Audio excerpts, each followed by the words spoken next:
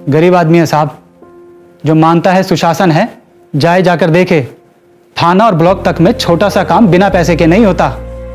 जेब होनी चाहिए गरम, बस यही है सरकार का धर्म। कहां से लाए गरीब पैसा? पूरा सिस्टम भ्रष्टाचार में लिप्त है और भुगत रहे हैं हम। एक ईमानदार सिस्टम नहीं दे पाई ये सरकार, हमारे काम नहीं आई।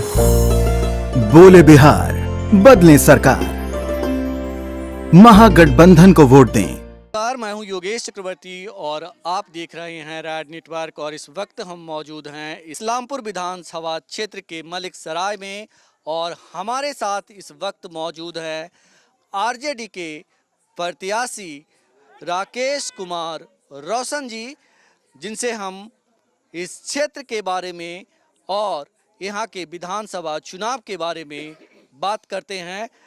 राकेश जी, रैड नेटवर्क में आपका बहुत स्वागत है। और वो शिक्षित बेरोजगार हैं, वो रोजगार के अभाव में इधर उधर भटक रहे हैं। और बिहार सरकार के पास लगभग 15 लाख पद जो है, जिसमें वैकेंसी निकाल करके उन लोगों की बहाली की जा सकती है, लेकिन नीतीश जी 15 लाख लोगों को वैकेंसी नहीं निकाले, जिसके चलते बहाली नहीं हो रहा। तो हमारे नेता ने कहा है कि बेरोजगारी दूर करने के लिए मैं पहल करूँगा और हमारी सरकार बनेगी तो मैं पहली कैबिनेट की बैठक में बिहार के 10 लाख बेरोजगारों को रोजगार देने का काम करेंगे। इसके अलावा हमारे सरकार ने यह भी घोषणा पत्र में लिखा है कि हम समान काम के लिए समान वेतन देंगे। और जो अनुबंध पर नौकरियां दी गई है बिहार में, अनुबंध को समाप्त करके सबको हम अस्थायी नियुक्ति का प्रावधान करेंगे। इसके अलावा बिहार के अंदर बिहार का विकास तभी संभव है जब बिहार में कृषि का विकास हो, क्योंकि पूरे बिहार की जो आबादी है उसके 76% आबादी कृषि पर निर्भर करती है। और 76% आबादी का जब तक कोई योजना विकास का नहीं बनेगा तब तक बिहार के विकास की कोई बात नहीं की जा सकती। इसलिए हमारी सरकार की ये प्राथमिकता है कि कृषि पर आधारित उद्योग धंधों का विस्तार हो बिहार में, सिंचाई का संसाधन का विकास हो, जिससे कि गाँव में किसानों को खेतों तक पानी पहुंच सके। ये हमारी सरकार की प्राथमिकताएं हैं। इसके अलावा जो सामाजिक सुरक्षा पेंशन हम लोग दे रहे हैं गरीबों को, लाचारों को, विधवाओं को, हमारे जो माँ बहनें हैं, जो सारे लोग लाचार हैं सामाजिक रूप से, उनको हम लोग जो सामाजिक सुरक्षा पेंशन दे रहे हैं, नीतीश जी की सरकार मात्र 400 रुपया प्रति महीना दे रही है। हमारी सरकार ने ये घोषणा किया है कि मेरी सरकार बनेगी तो हम 1000 रुपया सभी जो निःशक्त हैं और जिनको आवश्यकता है उनको हम सामाजिक सुरक्षा पेंशन के रूप में देंगे। ये हमारे राज्य के स्तर पर मुद्दे हैं।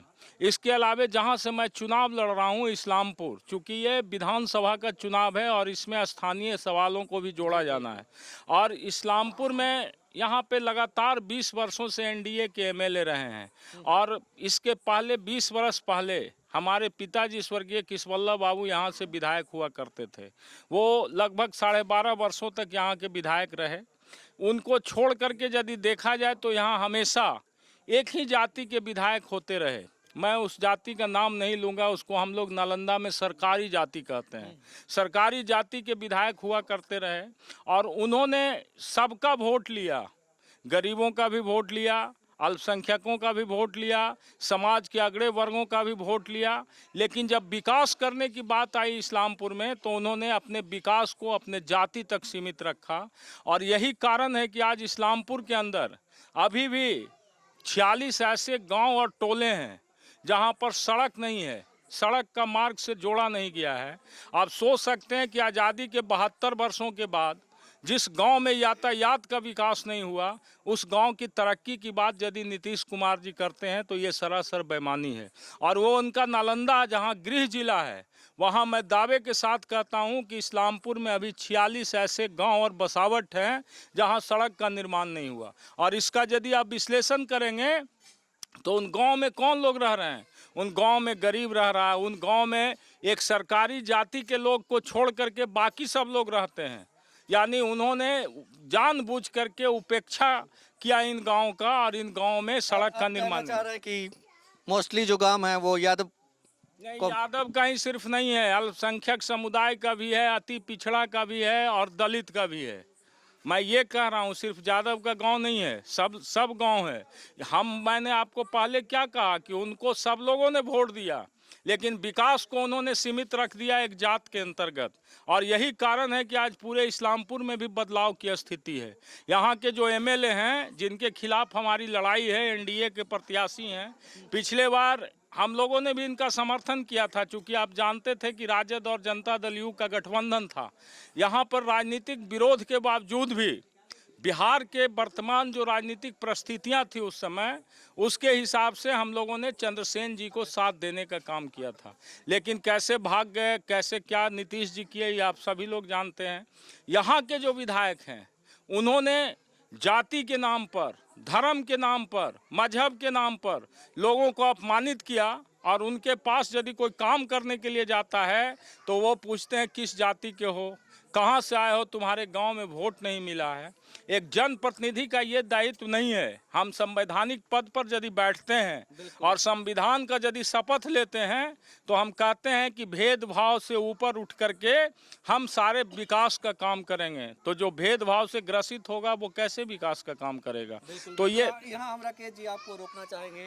ये बात सिर्फ आप नहीं कर रहे, आज दिन भर हम इस्लामपुर विधानसभा क्षेत्र में हैं और कई जगह पे ऐसे लोग मिले हैं जो विधायक जी के बारे में ये शिकायत करते रहे कि वो जाति पूछ करके काम करते हैं और काम करने से पहले ये कसम खिलवाते हैं कि आपने मुझे वोट दिया था, ये कसम खाइए।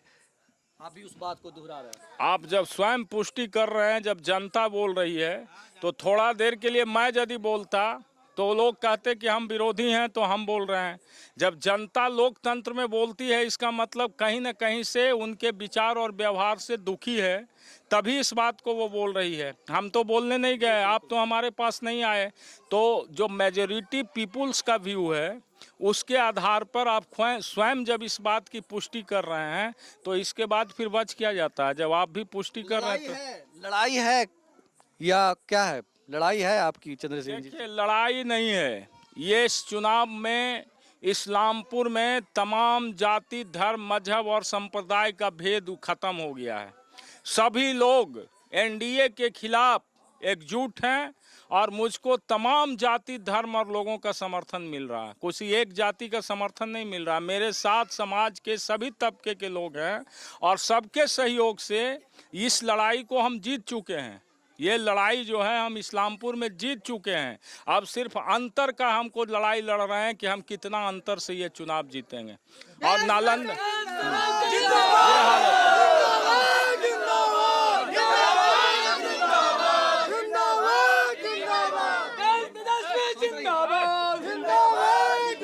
जिस तरह से प्रधानमंत्री तेजस्वी यादव को जंगल का युवराज कहकर संबोधित कर रहे हैं, क्या लगता है कि ये लोग एक 30 साल के युवक से डर गया?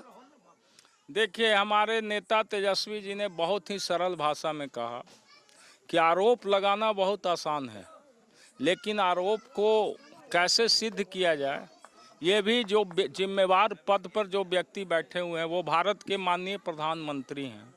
और वो जब ये वक्तव्य देते हैं तो उनको जानकारी होना चाहिए कि जिस समय बिहार में फोर्डर स्कैम हुआ उस समय तेजस्वी यादव का बिहार में जन्म हुआ था और उस समय उनका उम्र 92 में ये फोर्डर स्कैम शुरू हुआ था। उस समय तेजस्वी जी का हम समझते हैं 1 से 2 बरस का उम्र हुआ होगा। अब भारत के प्रधानमंत्री कहते हैं कि ये फोर्डर स्कैम का उपज है। तो अब आप स्वयं सोच सकते हैं कि ये राजनीति में व्यक्तिगत किसी पर टीका टिप्पणी करना उचित नहीं है।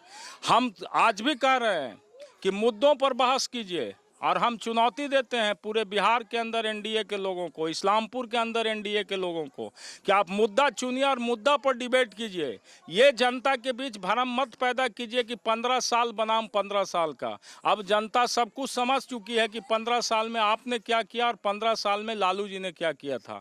इस हिसाब चाहती है 15 साल का। इसी तरह से प्रधानमंत्री के ही नहीं, सीएम नीतीश जी ने भी बहुत ही गंभीर टिप्पणी की, खास करके राबड़ी जी पे, बच्चों को लेकर के। तो कहीं ना कहीं ये लोग, क्या लगता है कि तिलमिलाए हुए हैं? देखिए, फ्रस्ट्रेशन जब होता है तो आदमी अपना सेंटीमेंट लूज कर देता है। अब नीतीश कुमार जैसा नेता किसी के व्यक्तिगत आचरण पर टीका टिप्पणी करता हो जो बिहार का 15 साल तक मुख्यमंत्री रहा, उनको तो ये बताना चाहिए था कि आगे हमारा क्या कार्यक्रम है, हम किन मुद्दों पर बिहार को आगे हम ले जाना चाहते हैं, आगे हमको यदि समर्थन मिलेगा तो हम क्या करेंगे।